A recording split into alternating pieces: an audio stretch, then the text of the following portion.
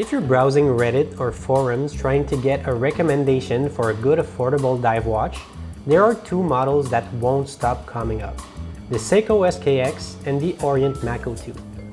Due to its discontinuation, the Seiko SKX's price has been rising sharply for the last few years, leaving only one viable option for cheapskates like me: the Orient Mako II. With so many good things being said about this cheap dive watch, I had no choice but to see for myself what the hype was all about. As always, I'll kick off the video by looking at the measurements of the watch. The case diameter comes in at 41.5 millimeters.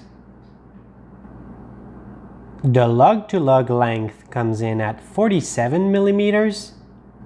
The lug width is 22 millimeters. The case thickness is 13 millimeters. I kind of stumbled upon the Mako II because I was looking for a small diver watch with a Pepsi bezel.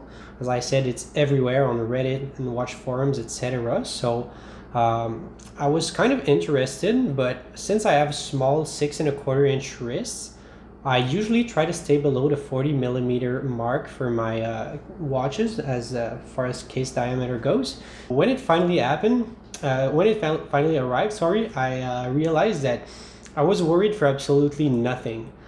It is perfect for small wrists because the lug length is so short. As I said a bit earlier, it is 47 millimeter. So even if I have quite a small wrist, there is absolutely no lug overhang.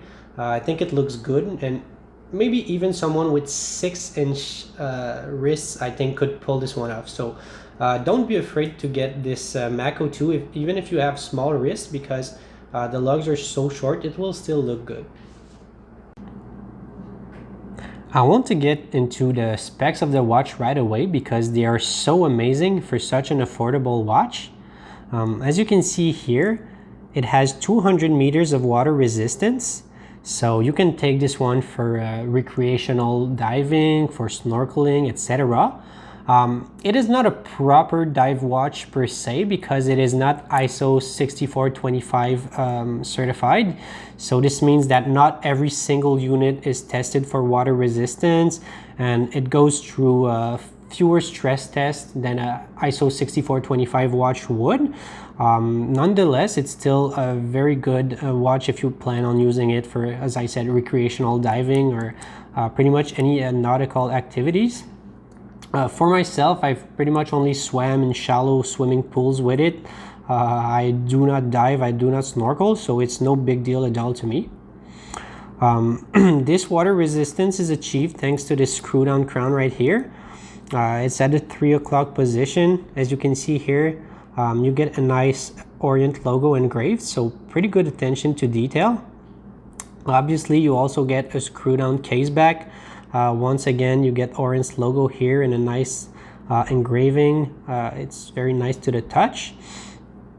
So that does it pretty much for water resistance. The next point of interest I want to talk about, and the best selling point of the Mako II in my opinion, is the F6922 caliber, which is an automatic movement that also offers hand winding and hacking. So those are two highly sought after features that are usually found on much pricier watches. So it's very good to have them for such a low price. The rest of the specs of the movement are pretty basic. So you get 22 joules, 21,600 BPH, a 40 hours power reserve. As far as accuracy goes, I don't have the exact numbers, but it is a pretty accurate watch, and it's also very reliable. Do not forget that Orient is a company owned by Seiko, so you get the same reliability for the movement. So very good movement. As I said, best selling point for the Mako II is definitely the F6922 caliber. Now, something that's not as good as the movement is the crystal. So it is a mineral crystal. As you can see here, I have already put a pretty big scratch here and then a few other micro scratches here and there. So in my opinion, the crystal is definitely weakest link of this watch, because this scratch I think I've put it on within a week or two first getting the watch, so pretty easy to scratch. Of course, a sapphire crystal would have been better, but for a sub $150 watch, I cannot complain about a mineral crystal. I know some people will swap the crystal for a sapphire one. I do not intend on doing this because it's not that much of a big deal to me. It kind of shows a bit of character, so I'm perfectly fine with it, but just know that it will scratch pretty easily. Next, I want to talk a bit about the bezel. As I said, this is the reason why I got this watch, is this beautiful Pepsi bezel here. As you can see, it has kind of a grainy, very reflective texture. In my opinion, this looks way better in person than it does on pictures. The pictures really doesn't do it justice. Once you see it in person, you will completely fall in love with it because it is so beautiful. It is a 120 click unidirectional bezel. It works pretty well, pretty crisp. Of course, there is a bit of play as you'd expect from such an affordable watch. And the other thing that's a bit that shows a bit that it's an affordable watch is the misalignments. It's very hard to get it aligned to the let's say the minute marks. As you can see here, it will be offset a little bit, but once again, that is to be expected when you're spending less than $150 on a mechanical dive watch. There will be small misalignments and things like that, so not a big deal to me. The bezel is good enough, pretty crisp, so no problem for me here. And the last spec I want to talk about is the lume. Of course, this is a dive watch, so good luminous phosphorescent is very important.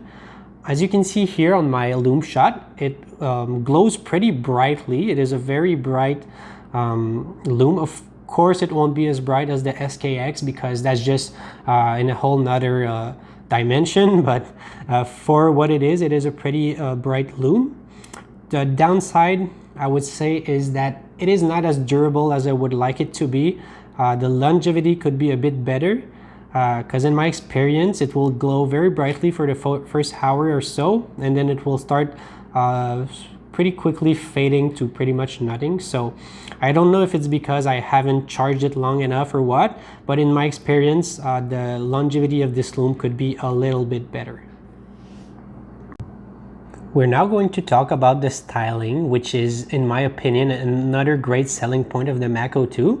The first thing you're going to notice is the beautiful blue sunburst dial. As you can see, it is very iridescent. Depending on how light hits it, it will change from a very dark blue, almost black, to a very clear, light sky blue. So I love this dial. It is beautiful.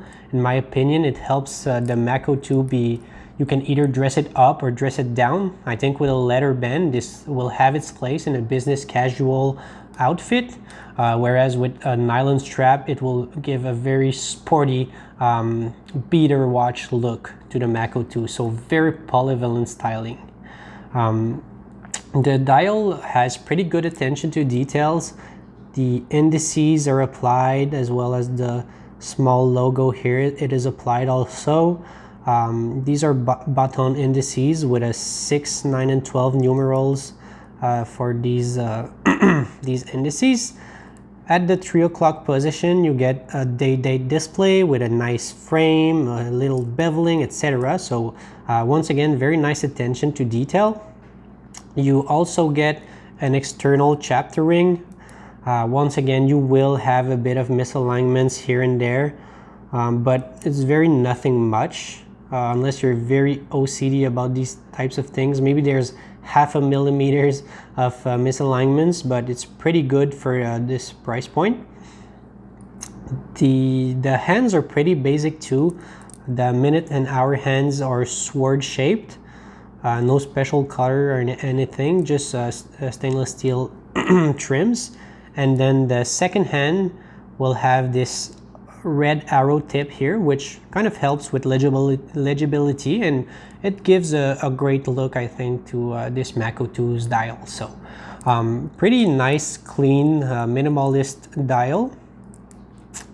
The sides of the case here, as you can see, are polished. This is the same for the sides of the links on the bracelet.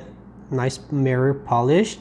Whereas the top of the lugs, as you can see here, nice circular brushing, which is also the case for the bracelet, which is brushed all over. So the finish is nice. As I said earlier, this is a Seiko owned company, so you will find their nice usual great finish, even though you pay not a lot of money for the watch. So I'm super happy with it.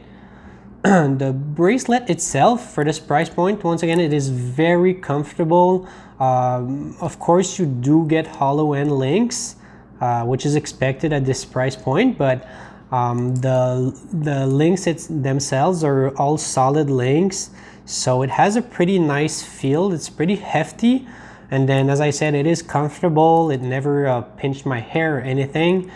So for this price, I think the bracelet, I have nothing bad to say against it.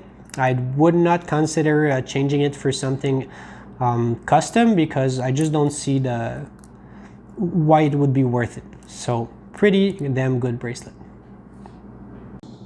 I'm now going to conclude the video by summarizing my points with a few pros and cons. So the first pro of the Mako II is definitely its affordability. This is the best bang for your buck dive watch out there. You will not find such high quality components on a cheaper or even an equal priced watch. The second pro is the F6922 movement. As I said, it is hacking, hand winding, super accurate, super reliable, which is awesome for a sub $150 watch. And finally, the last pro is the gorgeous styling. It is super polyvalent, can be dressed up, can be dressed down. It looks good, high quality finish. So these are the pros of the Mako II. Now there are two cons. The first one being the small misalignments. As I said, this goes for the bezel and for the chapter ring. And the last con is the easy to scratch dial. Do not expect to have a flawless looking watch when you buy a Mako II. It will show a few scratches quite early on in the ownership of the watch. But if you like beater watches that show a bit of character, this is no big deal at all. So that does it for today's video. If you enjoyed it, please leave a like, maybe even subscribe, and see you guys next video.